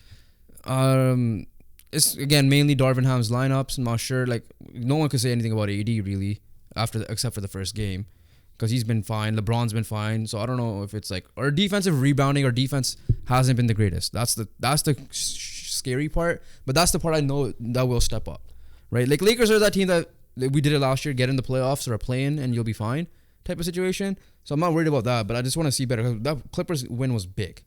It was a massive win. Oh, what a game too. That was a great game. Fun game. And obviously now they're getting hardened. We'll get to that in a second. But yeah, but then that Magic game was no one was rebounding, which is the scary part, right? Like Anthony Davis, at the end of the day, his PER is 37. He's getting 26 points a game, 13 rebounds a game. Where is it? 55% from the field, 43% from three, which is better than last year. That's a way big improvement for him. Yeah, he's not taking much, but even when he was taking them last year, he wasn't hitting them. And his blocks per game is up there as well, 3.7. So he's the main defensive anchor. Like everybody else around him isn't playing like that. D'Angelo Russell's a streaky guy. We all know that. LeBron's still killing it at his age. Austin Reeves is the biggest disappointment. Christian Wood's defense is great. Can he get his offensive going, right? So for me, it's like Darvin Ham, figure out your lineups, adjust like how Nick Nurse did. Go big when you need to go big. For example, the Philly playoff run. Yeah. Or against the playoffs, in the playoffs against Philly. Or go small when you need to go small. He likes to go 2 guards, 80 at the 5. Now, when we played against the Clippers, he put Christian Wood in there, 80 in there, and then he had another big guy in there. right? Now it doesn't help with Rui Hachimura being injured and Torian Prince was injured, but yeah, I mean early is the 3-3. It's like there's what Sacramento's still meh, but they're like the Phoenix is 3-4, but they're not healthy. So ahead of them though, let's get to the flip side. The only undefeated team is the Boston Celtics. We kind of expected it 5-0, so I'm not totally surprised, but I'm surprised with the Bucks who lost to you guys at 3-2. But I feel like with them incorporating another all-star, almost superstar caliber player is a little bit more tough to figure out the rest of the team. I'm not saying with Giannis, but I don't know how much is on Adrian Griffin's schemes either. But we'll see with that. Rookie head coach. Because when they had moments where they're killing it. Yeah, you have a rookie head coach with a superstar level player, contender team, literally, and a contending who's team, probably the right? favorite to win it. I'm not surprised. Like, okay, I'm surprised about how they're playing, but I understand. Like, it'll take a little, it takes time. 10 games to adjust. Like those right? Miami Heat teams were like 500 the first like 10, 20 games. It'll take 10, 15 games to adjust. Whereas the Celtics one, I just felt like Drew Holiday just fits in right away, and then Porzingis fits in right away. Right, and they're 5-0 because they know it's Tatum and Brown, most like, likely. Because there's no the first option's not changing. Yeah, the second option's not changing. Sixers though 4-1, 4-game win streak ever after the first loss to Milwaukee. Nick Nurse effect. I mean they got closure with the Harden situation, like I said. Atlanta Hawks, who are third, 4-2. I'm not gonna go through the whole list, but again, Miami's kind of proving my point. They haven't been the greatest either. And then in the West, Dallas got their first loss against Denver, and Denver handled them pretty well. Yeah. Denver's still looking good. Obviously, I like I said, I still thought they lost the offseason, but their team is still going to be fine. It don't matter. But Jamal got hurt. He did? He got hurt. Now it matters. Yeah, because I think he limped off last game. And I'll check what his injury is right now. It was an ankle out with a hamstring. So I don't know what that case is. But yeah, Wembanyama, we gotta mention him very quickly. Bro, he arrived. Before we talk about before we talk about Wembanyama, Grizzlies finally got their first win. That's all I'm gonna say. Yeah. But Wembanyama. Yeah, we'll end it off with Wembanyama here. No, he's been playing pretty well in my opinion. Obviously, had that performance. I'm not gonna say breakout Phoenix. performance, but like yeah. Like if we're telling me we're getting that, like if you're telling me that's at 19 years old with that body, like frame, was it 38? I don't even know, like 12. I don't even know what it was, right? Like pull up the stat line, because that's gonna be peak Wembanyama. Yeah. If you're telling me he develops into that player, my watch out. So he's right now 20.5 points per game, 8.2 rebounds, 2 assists. We're playing 30 minutes a game, 48%, 31 from 3, so that's got to improve a little bit. 75% from free throw, 1.3 steals, 2.7 blocks. His stat line today against the Raptors, 29-4 with 5 blocks. Wow. 38-10 with 2 assists, 1 steal, 2 blocks against the Phoenix Suns. Phoenix game. And Booker played that game, yeah. It was like Booker and KD, but Wembanyama just stole the show. Yeah, and then he had like 18 the game before that. Clippers, he struggled. He had 11. Dallas, he had 15. Houston, he had 21. And then I think Dallas was the first game. Yeah, so Dallas, so 15. Yeah. I'm not trying to mix the preseason. Houston's preseason. No, they played Houston after. Dallas was the first game of the year. Yeah, but Houston was second. I switched the order. We mixed them up. Okay, yeah. But yeah, no, like 19 years old with that body frame, still killing it. Weird seeing him like dunk without really jumping. And the lankiness of like blocking, the fact he got 5 blocks against you guys. And then obviously rookie of the year. Dude could be a goal. Literally could be the goal. Rookie of the year is still him, but Chet has a shout. But at the end of the day, if Wembanyama is playing like this, there's no chance. At all. All right. Do you want to end off in soccer, or do you want to end off with MLB? Because soccer, we have a rant. MLB, we got to talk about free agency. We'll go MLB right now. Obviously, first off, we'll start off with Gold Glove winners. All right. So go very quickly. I'll name them. Rest them out for both leagues. Okay. AL catcher was Jonah Heim. Nominees Kirk and Rutschman. Just say the winners. Don't care about the nominees. First base Nathaniel Lowe from Texas. Second base Andres Jimenez from Cleveland. Third base Matt Chapman. Got it. Anthony Volpe for shortstop. Stephen Kwan from left field. We have to talk about this. Center field Kevin Kiermaier. Not too much of a surprise. Right field Adolis Garcia. I didn't know he was defensively great. He has an arm. Utility was Mauricio Dubon from Houston. Pitcher Jose Barrios. And then NL catcher Blue Jays. I hate you so much. Gabby Moreno. Even though Alejandro Kirk was a finalist, Gabby Moreno. It's Gabby. I don't know how Gabby Kirk was Moreno won it. Christian Walker for first base, Arizona. Nico Horner from the Cubs for second base. Brian Hayes, Pittsburgh, third base. Shortstop, Dansby Swanson, Chicago Cubs. Ian Happ, Cubs for left field. Center field, Brenton Doyle from Colorado. Fernando Tatis Jr. making his way to third or right field, winning it. Ahead of Mookie Betts, who's usually good there. Utility was Ha-Sung Kim for The Padres, San Diego. yeah. So Mookie Betts did not win in two positions. Yeah. And pitcher, Zach Wheeler. Okay, yeah. So obviously we have one big issue with this list. Because you saw the thing I sent you, right? Yeah. Text. I'm going to pull that up as well. Dalton Varsho leads the league, like entire MLB, not American League, the entire MLB in defensive run saved. So on this list, Fernando Tatis, he got it. Andre Jimenez, got it. Brian Hayes, got it. Brenton Doyle, Gabby Moreno, Kevin Kiermaier, not Ryan McMahon, and Dansby Swanson, and Alejandro Kirk. They all got it. But they're all behind him. But the leader didn't get it. Yeah. Yeah. Stephen Kwan's not on the list. Exactly. No offense to Stephen Kwan. And the plays he made. Now, again, we watch more Blue Jays games. I get that. But no offense to Stephen Kwan. There's one guarantee that Dalton Varsho should have made on this, and Kevin Kiermaier should have made it. Should be the winners of Gold Glove. Yeah. Right? Yes, Dalton Varsho didn't have the best year offensively. That's not the point of this award. This is a Gold Glove, right? We're going to talk about the one thing he did good, which is what... One thing he did not good. Very excellent, great, whatever, yeah, exactly. Yeah. That he led the league in defensive run saves. And made spectacular catches, which leads to that as well. And doesn't get voted. Yeah. Unless he wins a Platinum Glove somehow, it's going to bullshit. It's like last year's Chapman. Yeah. Like this year, I'm surprised Chapman made it. Yeah. Last year, Chapman should have won. This year, on my opinion, he shouldn't have won. So I don't know if that was just a makeup call. But yeah, no, Dalton Varsho not being a winner is absolute bullshit. And the MLB, whoever the voters are, you're wrong. Yeah. It's just genuine, you were wrong. Like, because a lot of casuals are like, oh, Jays lost the trade because this specific reason. They're trying to justify it by this. This isn't the thing you justify with. Yes, Gabby Moreno won it and he didn't, but we're literally saying the fact that Kirk is ahead of the Jays lost the trade because Varsho couldn't hit and Gabby consistently. No, he couldn't hit consistently. He couldn't. He had more than 20 home runs. That's still like second in the team. And then Gabby Moreno and Lourdes Gurriel actually did something in the playoffs. Yeah, so that's why we lost the trade. We didn't lose the trade because Varsho can't defend. Clearly proven. We lost the trade because we traded Gabby Moreno specifically. Exactly, that's the thing. Yeah. Not even because of Varsho. This is the reason why we wanted Varsho. 100%. But yeah, it's bullshit. Robbery. Massive robbery. Congratulations, Kevin Kiermaier. You deserve it. You might not be a J next year, but you deserved it.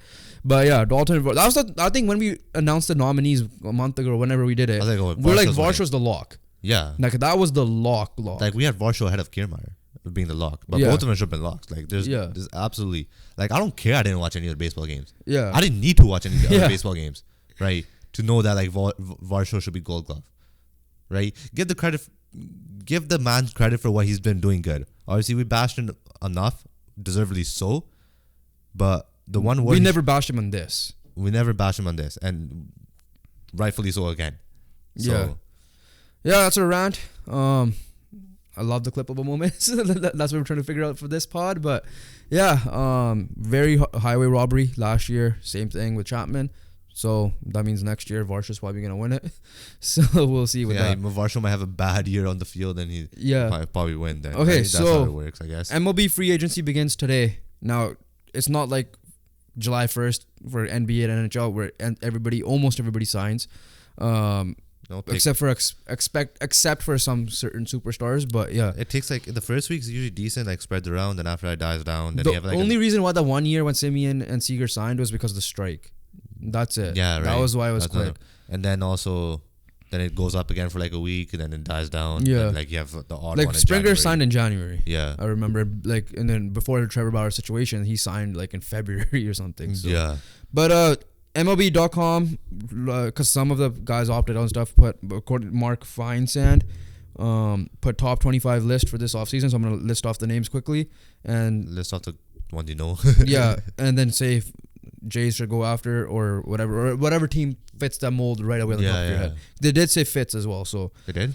Yeah. Honestly, I don't know anything like number one across the league. But number one. Say, like, I might just say Blue Jays for everything, but I'm not going to say that. Obviously, I'll try to think of something. Number one.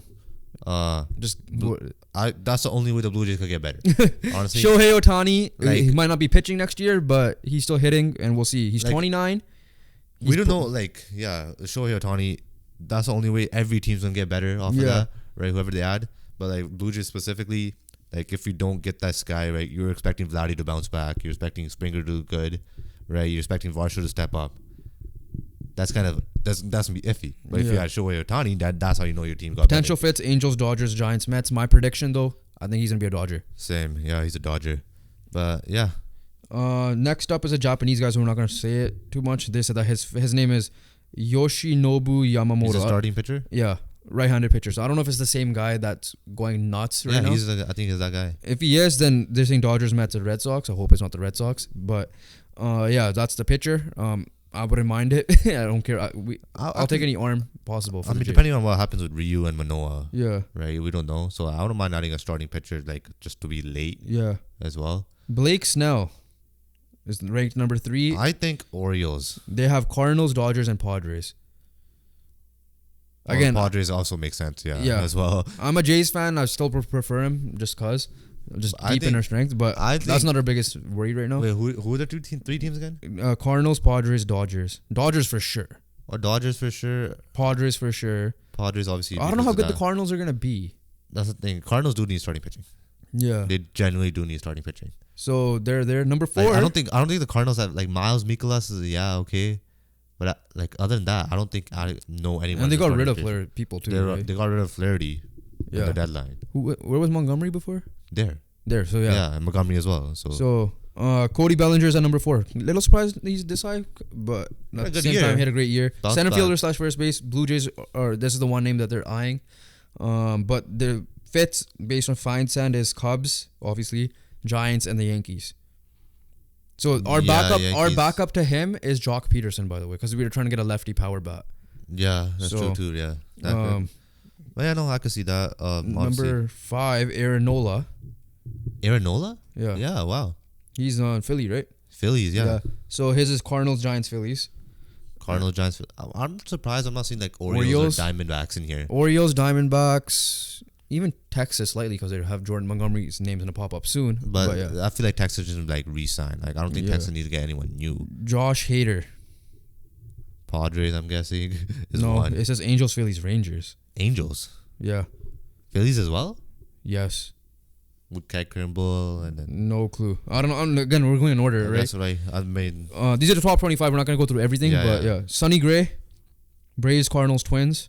Twins, 100%. Braves, Jordan Montgomery, Cardinals, Cubs, Rangers. Going back to the Cardinals, I guess. I feel like everything... Why is everything Cardinals? I don't know. Like, mix it up. Is Mark Feinstein... Are you a Cardinals fan? Like, throw in an Orioles, because Orioles do need it. JD Martinez, Angels, Dodgers, Mets. We don't really need him, so I'm not worried about that. Matt Chapman, Blue Jays, Dodgers, Yankees. Yankees third baseman. I think they could definitely use one. Dodgers, probably. I think Muncy was their third base, or Muncy. I think Muncy played the third base. Would you sign Matt Chapman? I don't know. Let's just say he's getting. I don't know. George Springer money. Oh no. Because that's what he's the best. He's literally the first batter outside of Bellinger that I named. I think. I'm not giving him that contract. Okay, so like that's what I'm saying. It's gotta be way because he's probably gonna command that much for sure. So would you rather trade for Nolan Arenado, even though we don't have anyone really to trade? With the guy we traded, the guy we traded. Would you have traded? Wait, sorry. Would you have traded Gabby Moreno for Nolan Arenado? Nolan Arenado? More than Varsho for sure. Yeah, for sure, 100%. I would have done it for Jose Ramirez when he was when he signed his extension. Yeah. When we traded for Chapman that year, I would have done it for that. Okay, Jorge Soler is number 11, Cubs, Marlins, Orioles. So I don't know why it's not a hitter or a pitcher, but Eduardo Rodriguez, Orioles, Reds, Tigers. He's a left-handed pitcher. So Eduardo Rodriguez, okay. Yeah. He opted out. Jung-Hoo Lee, 25-year-old center fielder, Giants, Mariners, Yankees. Why? I don't know why. Cap it at 15, by the way. Okay, Lourdes Gurriel. I'll look through the other names because there are some big names. Lourdes Gurriel, Braves, D-backs, Yankees. 15 is... Okay, it's a Japanese guy, left-handed pitcher, Shota Imanga, Dodgers, Giants, Mariners. 16, Teoscar Hernandez, Brewers, Mariners, Mets. I'm confused with the Mets. That's the one confusing team of the offseason for sure. Okay, I think they're going to just spend big, right? Like they're saying that they're not going to spend big this year, the following year. Maybe they'll try to get Ohtani and that's it, but yeah. I mean, if you get Ohtani, I might as well get the Oscar as well. Yeah. It's like, you already paid so much money. Whit Merrifield is on 20th on this list. 35-year-old now. He's Blue Jays, Twins, and White Sox. He's gonna look for like a multi-year deal. Obviously, being at that age. 21. I don't think we mutually parted ways. I doubt we bring him back. We're not bringing him back. 21. Marcus Stroman, Cubs, Cardinals, Angels. Again, don't know to your point. Not sure why. And this guy is linked to the Blue Jays. This is the first Blue Jays name that came up outside of the re-signing ones. Heimer Candelero. Do you know this guy? Third baseman. He got traded from the Nationals to the Cubs at the deadline. So Blue Jays, Cubs, and Dodgers they're saying it for him. That's a Chapman. Had a career year, hitting 22 home runs with 70 RBIs. That's a Chapman replacement right there. He doesn't offer the same hot corner defense as Matt Chapman, but Candelario brings more of a consistent bat, though. So how much are you going to swap our infield defense for a bat? 100%. I would do it. Now, Jack Flaherty doesn't have Orioles as a potential fit on this list. Okay. It's Nationals, Pirates, Rays. And then I'm trying to see wow. They did not have Tim Anderson on this list. They didn't have Tim Anderson. In the top 25. So obviously names that I'm going to look at that I think realistic. Candelario could be a replacement for Chapman. They don't even have him in the honorable mentions. Tim Anderson, just because I'm just like, yes, his defense is terrible. That's the thing, though. You're just like hoping for a bounce. Do you want back. him and Bo Bichette to be our infield defense? That's an issue. I don't want. If it's defensively, I don't want that then. Because Bo is better, but he has. But if you're like, if he does have a bounce back, if he has a Tim Anderson year, then he's the new Cody Bellinger. Yeah, he is. He's gonna be on a 1 year prove it deal for any team he goes to. It's kind of like Marcus Semien as well with the 1 year he signed with the Jays. Yeah, because Semien was coming off a bad year before himself. Yeah. So those are the big free agents. We'll talk about how it goes. But no, for me, the Jays again just get power bats this year. Bring back Teoscar if you have to. Like we'll get a power bat that could play behind Vladdy, that you don't have to pitch around Vladdy. That was a key issue as well. But Vladdy himself was atrocious. So that's the MLB free agency. We have soccer quickly. So quickly with soccer. First off, you want to just get right off the bat? You get ready to go rant mode again? Yeah. With the officiating? Or do you want to go with the games? We've been going a little bit long here, but let's try to keep it as concise as we possibly can. But there's still a massive rant. There's still going to be a massive rant. Well, we'll see what happens. It might just go out of control. Pretty much officiating across all the leagues, including the MLS, including MLB, everywhere, sport, there's issues. But what we saw today in the Whitecaps playoff game, by the way, they're out, is insane. Overall. So it ended up with a 1-0 LAFC win. They advanced with a 2-0 best 2 out of 3 series, and they advanced to the next round in MLS playoffs. 1-0 controversial penalty call. Starting off with that. Not a penalty. It's not a penalty. Because if that was a penalty, then the one that L'Oreal got down was a penalty too. It's not a penalty at all. I don't know. Is there a VAR in this? Yeah. It couldn't have been overturned. Yeah. Yeah, so they messed up twice. I don't know how you do that. Because Will Ferrell's probably in the house. That's why. Yeah, probably. Keelan played on turf, by the way. He's probably on VAR. Yeah, Keelan subbed on turf. And then, obviously, poor officiating, just, bad calls, like bad fouls here and there, whatever game. And then, we're just going to move on to the bigger moment near the end. A ref body checked. This is not hockey, by the way. A ref body checked. Well, even in hockey, a ref's not allowed to body check a player. A ref body checked a Whitecaps player, leading to a LAFC goal, but later ruled out for offside. But it would have been, the guy should not have passed. It would have been a goal anyways. Yeah. But no, the key part, why... We had a shooting chance. We had an opportunity. Exactly. That's the issue. Yeah. Right? Like, whether we have scored or not, we will never know now. So basically, I think it was a corner kick, ball pops out to a guy at top of the box. Guy's going to run to the box. And a one-time volley or something. And he's going to take a shot on target. Yeah. Hopefully on target, but he's going to take a shot. Yeah. Right? The ref just backs up into him, body checks him out of the play. Doesn't even pull the play dead. Lets it go.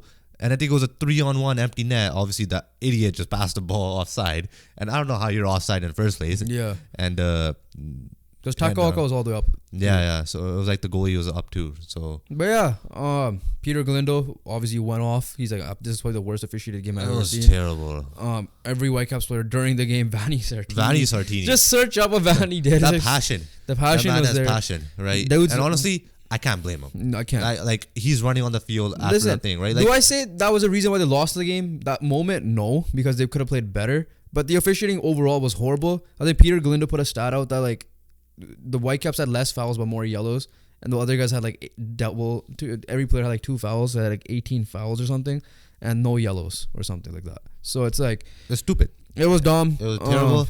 And ultimately, if it was ref properly, it'll be a 0-0 game going into penalty shootout. And there was a chance. And then anything happened in a shootout. Yeah, because Takoka kept them in the game. But on the flip side, let's bring the officiating back to Europe now, England specifically.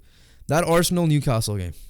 And before we get into that, I think Anthony Taylor got demoted to a championship. Actually? Yeah. Wait, I gotta Google this. What? Okay, talk about the Arsenal game in the meantime. Arsenal, Newcastle. Apparently, they VAR 3 different things in one goal. Yeah. So I'm assuming if you VAR 3 different things in one goal, something wrong would have happened. Yeah. I think it was an out of bounds, a foul call, and then offside, right? Yeah, you're right. By the way. Yeah, I was demoted to championship. The Surrey Soccer League commish. That's what he told me. Yeah. So yeah, Arsenal and Newcastle. Obviously, Arsenal get their first defeat of the Premier League season. I think it was a missed red card. I think an elbow to the head for him. A Newcastle player. I forgot who it was. I think it was Jolinton or someone. Arsenal and the VAR. I'm just so confused. Like, how do you VAR 3 different things in one call? Right? Like, something must have gone wrong. That's what I'm trying to say. The out of bounds, I guess they used their I think the UEFA technology, and it confirmed that it wasn't out of bounds. I don't know. That's what I saw on Twitter. Then there was like a push that looked like a push, so that I think I would have called that a foul because was it 2 hands? Yeah, because it was a Man United fan. There you go.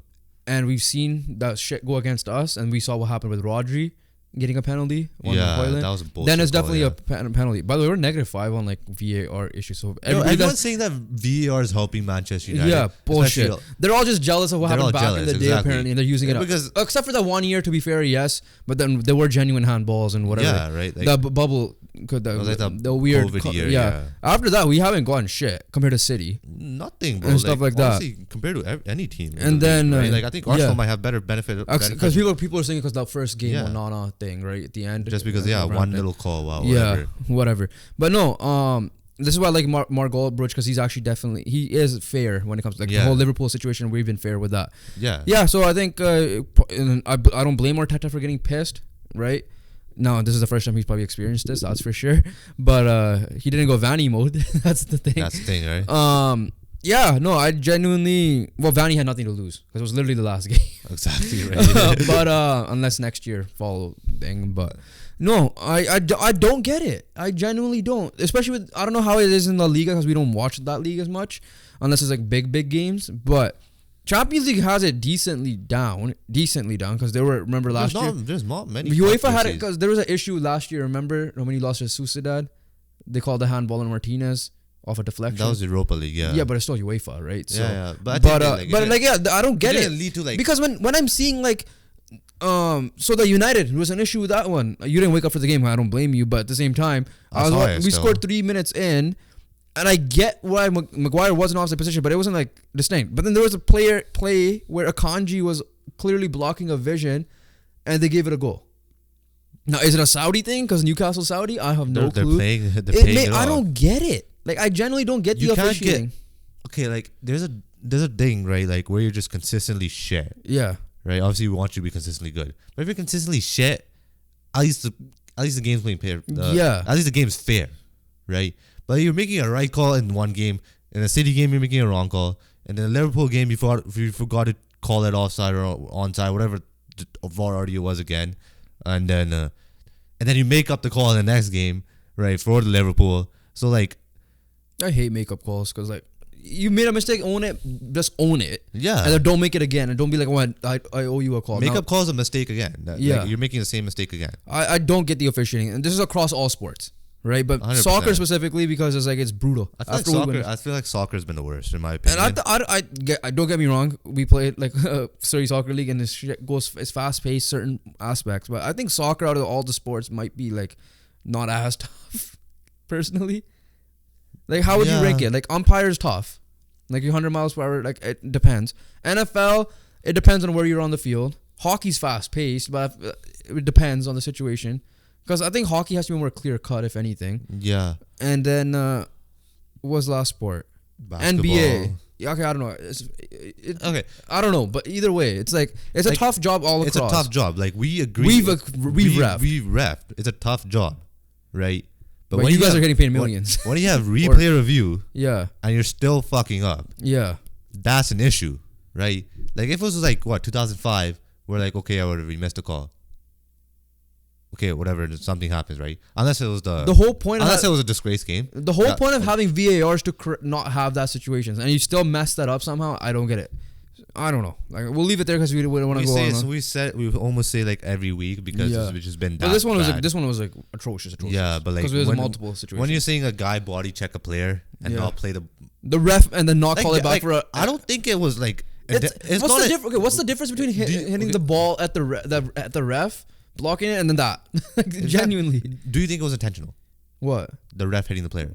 I don't think it was intentional. I don't think it was intentional. I think it was just backing up, right? Yeah. But the issue is you didn't call the play dead and give the ball back. Right, yeah.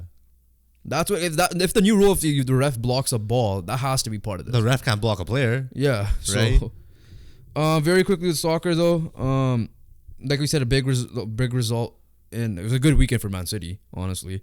Because Liverpool drew Luton Town last minute. Luis Diaz, shout out to you, playing with all that drama coming in with his dad still not being freed, I guess. They tied 1-1 though to Luton Town at home. Excuse me. Arsenal, like we said, lost to Newcastle. Man United winning helps this too. When Man United won, Jeremy Doku had a game. Yeah. 6-1 against Bournemouth, and then.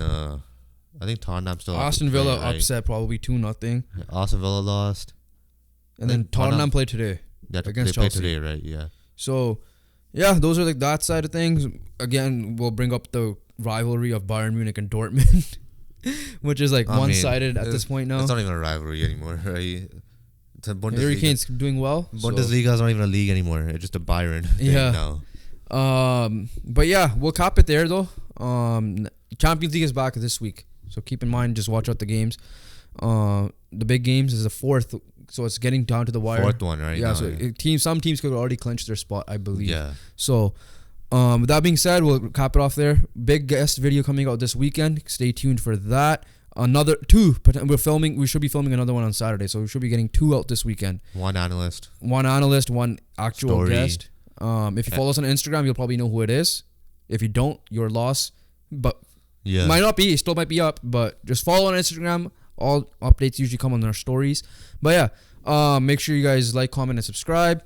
We appreciate you guys watching. Help us get to 200 as soon as possible so we can stop saying this because we're right there. That's why we're saying it now. Yeah. Make sure you guys follow all our socials and check out our rankings coming out this week for the NFL.